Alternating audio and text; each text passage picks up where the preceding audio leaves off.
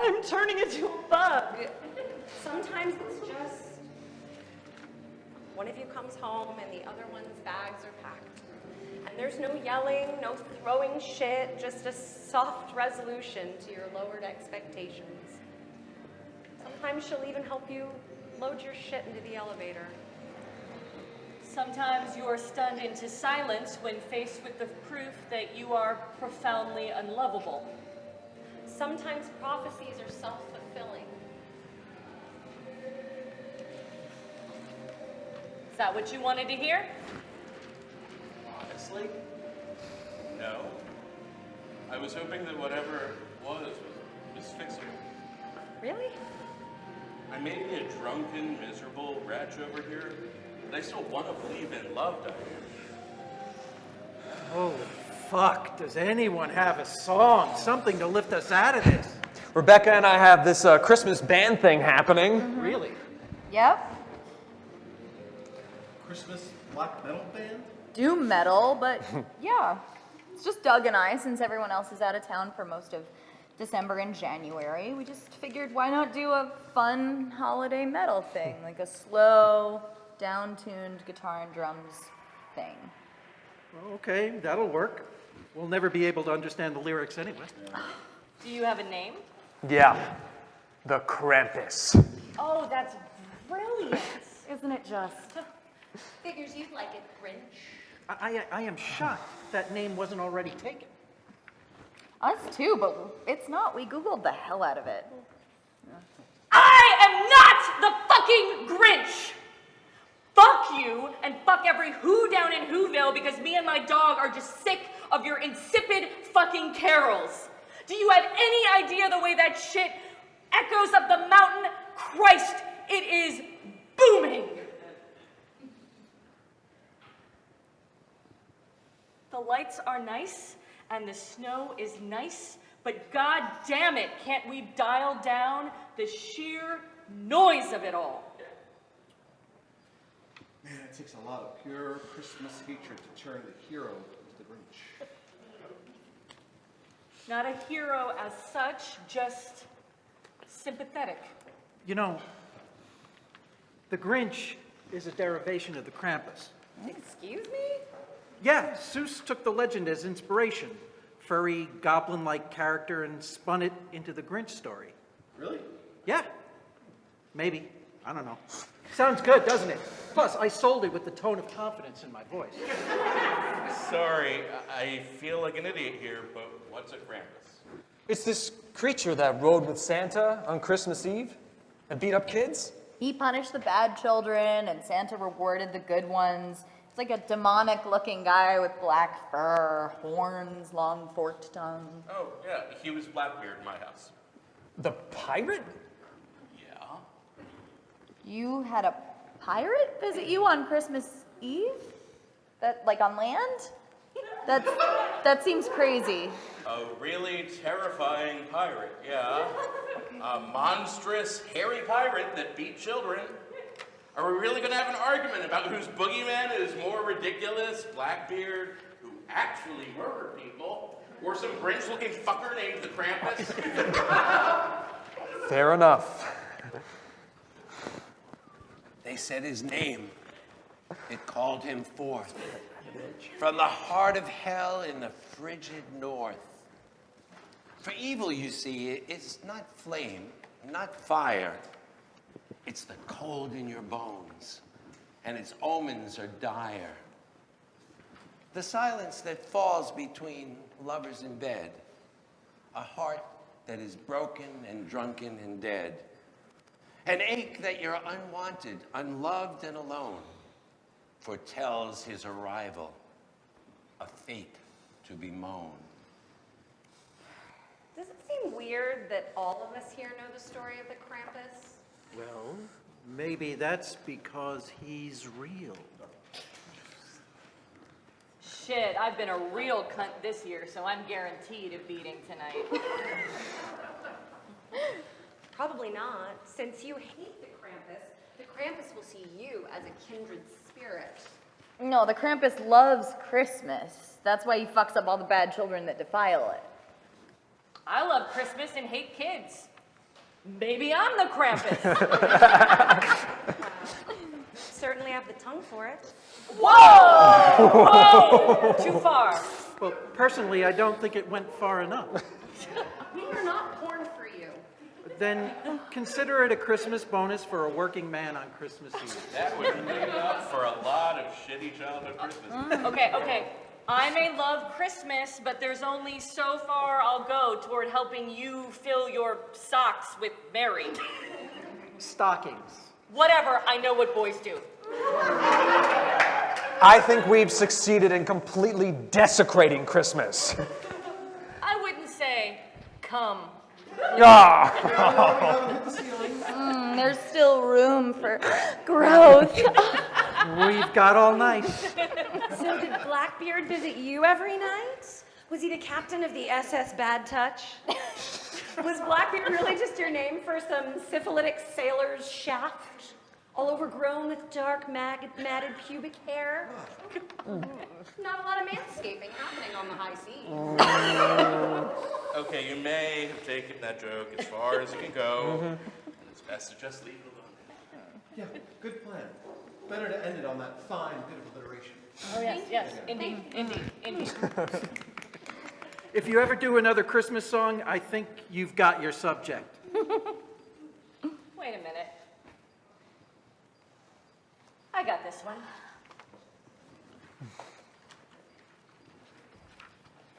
E minor. Blackbeard limps along with his syphilitic sailor dong, hanging low between his knees, swaying slowly in the breeze. Be quick, be brave, take time to breathe. He's fucking his way through Christmas Eve with a beard that flows beneath the wicked pirate nose, wet and slick with foreign rain, decorated with old candy canes. Blackbeard has come to fuck your ass. A belaying pin for the lower class. A walking stick for the upper crust. Announcing his presence with an upward thrust. On Christmas Eve, he enters town. He throws his bloody head down. He works his cock. He makes his rounds. The naughty boys don't make a sound. For fear of the Christmas push and pound that comes from the shadows where Blackbeard is found.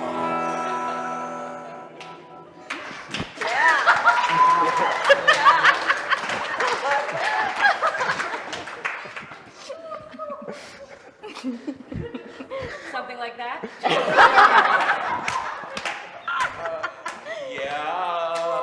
But a bit less anally fixated. Anally fixated enough for a free drink. God damn, that was a hell of a rhyme scheme. Thank you. See, you don't hate Christmas songs. It's less about softening on Christmas songs and more about being a theater dyke who loves a little cabaret. Oh, that's a lot of cock for a dyke. I am not my character. So, Dylan, was that even close to accurate? Again, not as sexually violent, but still a very demonic pirate, and I guess Krampus-like. How did Pirate get down a chimney? Really? You're going to pull at that thread? The logic of anybody coming down a chimney. Right. Sorry. He didn't come down the chimney. He came in through the window. And what would he do to the bad children? Heel haul. See, I've heard that phrase, but I have no idea what it means. It means to affix chains to a man and drag him along the underside of a boat from bow to stern. Jesus Christ, why do you know that? I was in a pirate metal band for a while. You pick things up. God damn it, but I do like a good music subcategory. Pirate metal, you say? It is exactly what you think it is. Awesome. So the threat was to chain you beneath a boat? For me, it was the underside of the bed. Oh, makes sense. All right, I've had a similar story growing up. Oh, what was yours? The Krampus would put me in the sack. Oh, God, that's My sad. parents would show me the pictures, the ones that had the kids peering out over the top of the sack. Well, scared the hell out of me. Yeah, but beneath them, right? In the bottom of the sack, like that's where the truly terrible kids were. And beneath those kids, in the dark, in the smell of must and mold and warm leather, under the feet of the kids that were terrible, but not as terrible as me. That's where the worst of the worst were. At the bottom, where the shit gets real. It's fucking horrible. Well, when you ruin Christmas Eve for everyone, you get what you deserve. Songs then. Anyone got a song to lift us up out of that story? We could do one of ours. You can? No. Doom metal even work a cappella? Yeah, sure. We got this droney thing going on. It's kind of chanty. Oh, shanty. Sounds appealing. You know what genre would work a cappella? Yeah. If pirate metal. You know why? Why? Because it's kind of shanty. Ah. You are fucking lucky you control the booze. Oh, I know it. Do you want to hear it? Do you want to hear it or not? Oh, yeah. Let her rip. All right. All right. Okay. This is called The Krampus Descends.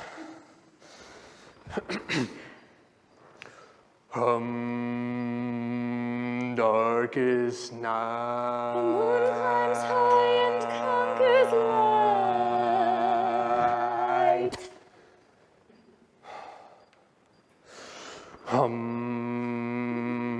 Heilige Abend. Christmas arrives and so descends. How does the moon conquer light? It should really be day instead of night, but we can't get the rhyme right. How about darkness reigns as the first line, and then you can use day in the second?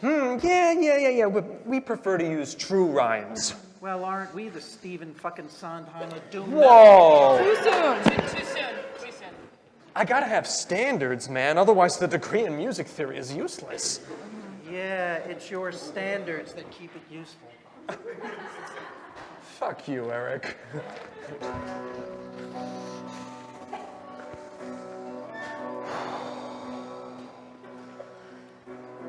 Oh, what can frighten thee, children tucked in bed? This holy night will see visions in your head of dancing sugar plums, fairies and the like, silver bells and toy drums, strings of Christmas lights. Creatures are stirring all throughout the house. Dark corners creeping. Do not fear the mouse. Something worse is here, right outside your door. Those are not reindeer, hooves that scrape the floor. Oh, what can punish thee, children so forlorn? Its fur is black, you see, blood-tipped are its horns. A beast so dark and dreadful comes on Christmas night. Children bad and sinful never see the light. The season drips blood. torture won't end. It's Christmas forever! The Krampus descends!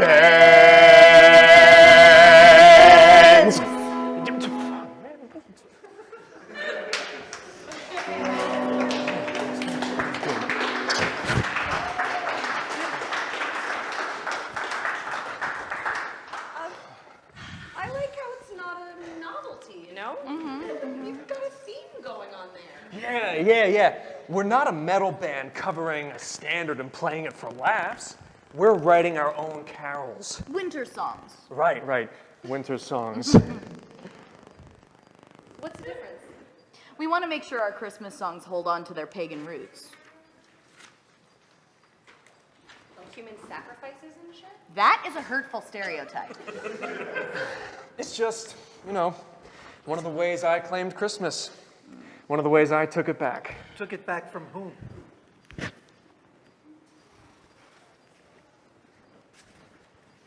From the commercialization. From religion. From family shit. I think that everyone goes through a phase where this season is just a fucking drag, It's loud. It's annoying. Everything not right in your life gets magnified. Every problem becomes worse. And sometimes you just say, fuck it. And bad shit happens. You get yourself into some bad, dark shit. It's like Dylan said, there's so much pressure on the season, just 12 fucking days. Winter songs are about the entirety of it, December through February. The warmth and the bleakness, the light and the dark, the jolly old elf and the fearsome ancient monster. The only acceptable emotion in a Christmas carol is joy. Winter songs pay tribute to the sadness. Like in Rudolph. You don't know the true meaning of Christmas until you land on the island of misfit toys. I learned to love Christmas by accepting its monsters. I am coming to all your shows from now on. Hey, you can help us write lyrics if you want. You should write a song about hunger moths. What's that? One of the tortures of the Krampus, for fat little kids who don't deserve to be so plump and happy. Really, no one? No one else knows that one. Never heard of it. Okay, if the Krampus comes to your house and finds you all fat and shit, he makes you sit on your hands all Christmas Day. Even at the table during Christmas dinner, you get nothing. You go to bed hungry and you learn not to be such a disgusting fat ass next year. I really never heard of that. It sounds like an awfully big time commitment for Krampus. Does he sit with you like all Christmas Day? No, he doesn't have to. If he catches you sneaking a little bit of food, he just appears magically behind you, swoops over you, and drags you into the bathroom. Holds your head over the toilet and forces thick, hairy fingers into your mouth so you puke. Honey, I think that's unique to your family. Maybe. Kind of like how Dylan's Krampus was called Blackbeard. Maybe. Did that story get told in your house a lot? Every Christmas Eve. Well, if that's not a case for some new traditions, I don't know what is. Seriously. What? Well, that's pretty dark. Of course it's dark. I mean, what's the point if it's not dark and punitive? Demon guy comes to your house and what? Gives you candy? A back rub? Fucks your shit up. That's what he does. Yeah, but not like that terrible. Yeah, just a light beating. Maybe the sack. Or the closet. Oh. Right off the living room so you can hear your brothers and sisters opening their gifts and yours because you don't deserve them. Yeah, a beating, then the closet. But you can't get away with ruining Christmas for the family. If you cry or whine or talk back, the Krampus shows up and goes to work on you with his riding crop. Truncheon. Whip. Claws. Belt. Fists. Once or twice, an empty bottle. A good one, with a thick, heavy base. A gift, an expensive bottle from a client or something the Krampus saw you knock over or steal a sip from. Something like that.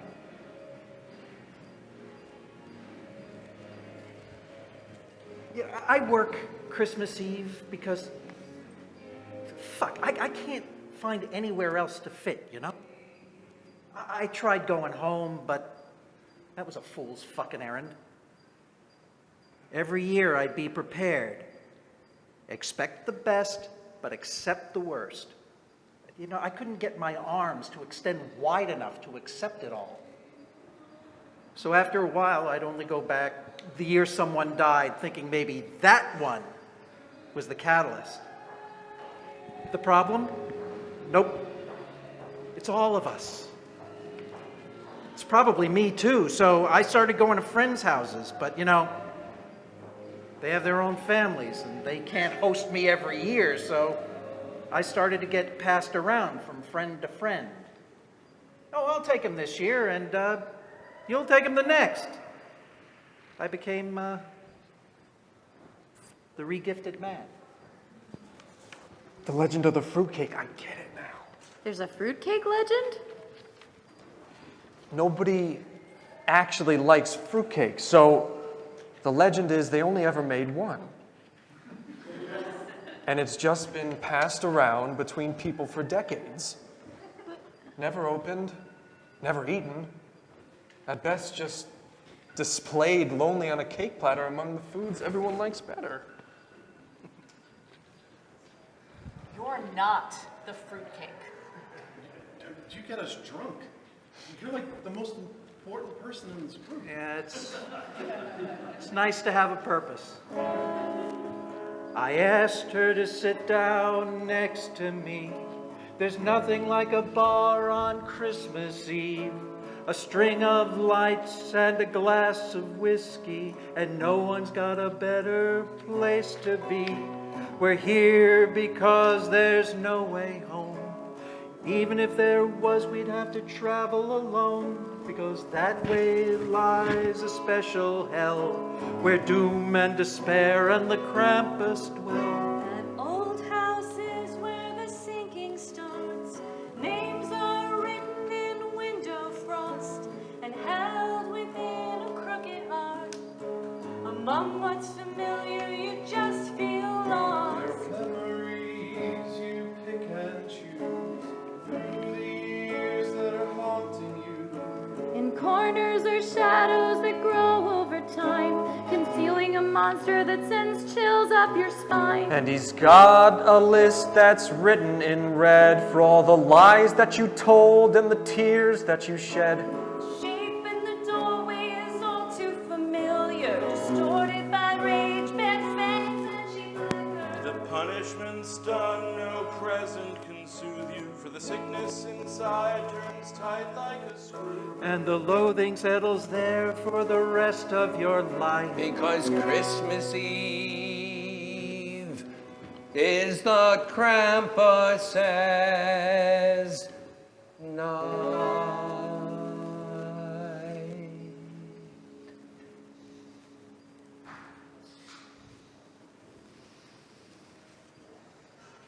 We all knew the story of the Krampus. Well, we all had parents, didn't we? The shadow in my doorway didn't have horns. Down to me. Didn't have the tongue. It had whiskey breath, though. They knew I was a faggot even before I did. So, did the Krampus ever visit you all at times other than Christmas? No, but mischievous injurious spirits did. Haints did. Poltergeists. Windershins. Alls. They steal the organs of women who've just given birth. They kill mothers, and the children have to carry that burden for the rest of their lives. Your birth summoned a monster that will follow you forever, and sometimes at night. When the loss and the anger are too great and your father has retreated to some dark place, leaving you unprotected, leaving you vulnerable, the all returns. It marks you forever. For me, It was always the Krampus, all the time. Always just outside my bedroom door, all year long. Unseasonable though that may be. Some winter monsters find a way to hang around for a while. Like a stubborn patch of ice in the spring. A really late thaw. A curse. Well, nothing blunts a trauma like a folktale. And nothing can make you sick like a tradition. You don't blame your daddy. You don't blame your mommy. You blame the story they told you to set you straight in the first place. If you can give them one little bit of credit, they warned us it was coming. If you're a bad little boy or a bad little girl, you're going to get what's coming to you. Oh, this fucked Christmas so much harder than I wanted it to be fucked. Aha! So you admitted it. I wanted to see it squirm. I didn't want to see it die. It's not dead. It's fucking far from it. It's out there now. We all said it in our way. I was the monster under our bed. I was whatever made Maria into a bug, but that's because I had my own monster visiting me every night. No more.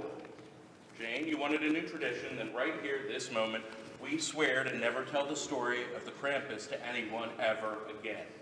No kids, no adults, no one.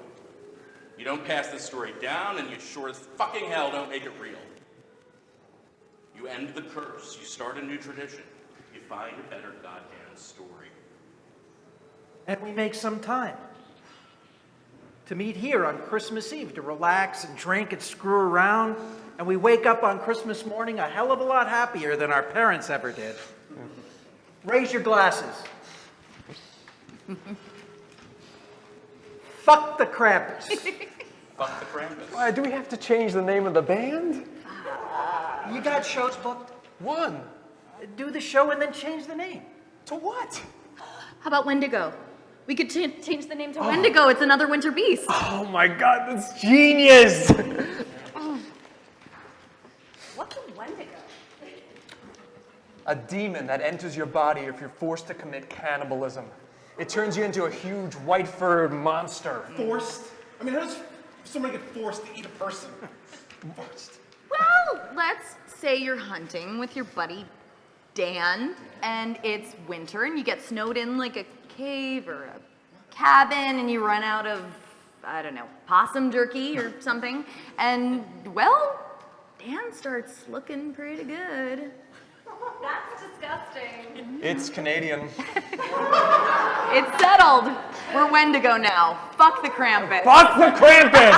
Krampus! That bastard can choke on my fuck. Well said. Drink up. And whoever's got another song, stand up and start singing. I want to be halfway to joyous. No. Wait. And 3/4 past drunk before the clock strikes 12. A round was bought, and then another. And there were songs, and there was laughter. And as the hours fell behind them and Christmas bells began to chime in, stumbling forms left tracks on the snow, on the way home. A little bit drunker than they thought they'd be, but lighter than snowflakes caught in the breeze. It may be a pattern hid in tradition that creeps in the night to terrify children. But if we refuse to continue the cycle and let violence be left to the brutal and vile, we can give to ourselves what they never had. A morning of peace, just lying in bed, and all of the joy that waits in the day after a night filled with friends that kept the Krampus away. And Christmas becomes what we always wanted, a day we feel loved instead of helpless and haunted.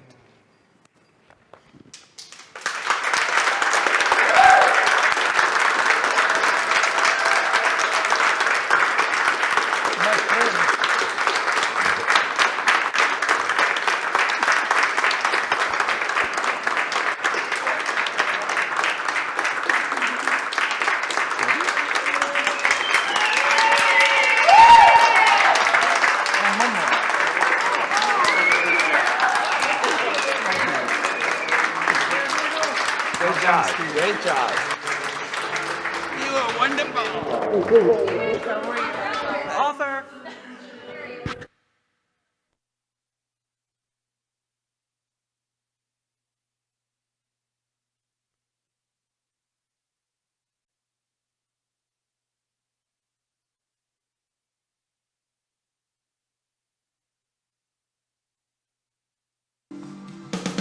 Stockings hung in twos and fours, Santa and Mrs. Claus. Frosty's here to marry you. Now Elvis sings of Christmas blues. It's hard to be so low when you see the first snowfall. Blankets are big enough for two. Candy canes tied in a bow, berries, leaves, and mistletoe. If you're alone for Christmas,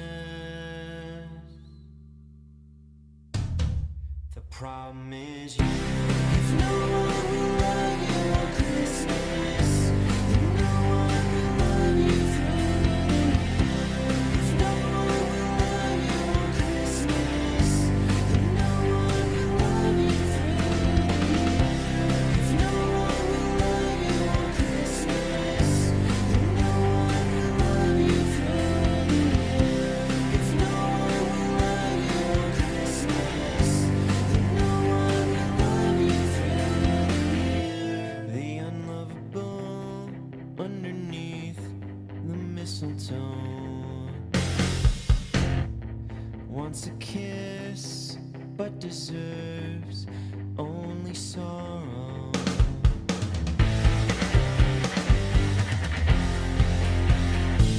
All things in pairs, all hands in hand. You reach for hers, but she's not there. If you're alone for Christmas, the problem is you. If no one will love you on Christmas, then no one will love you through. If no one will love you on Christmas, then no one will love you through. If no one will love you on Christmas, then no one will love you through.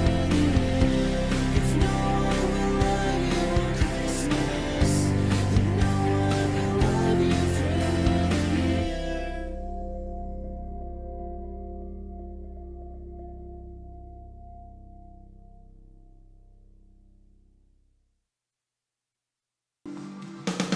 Stockings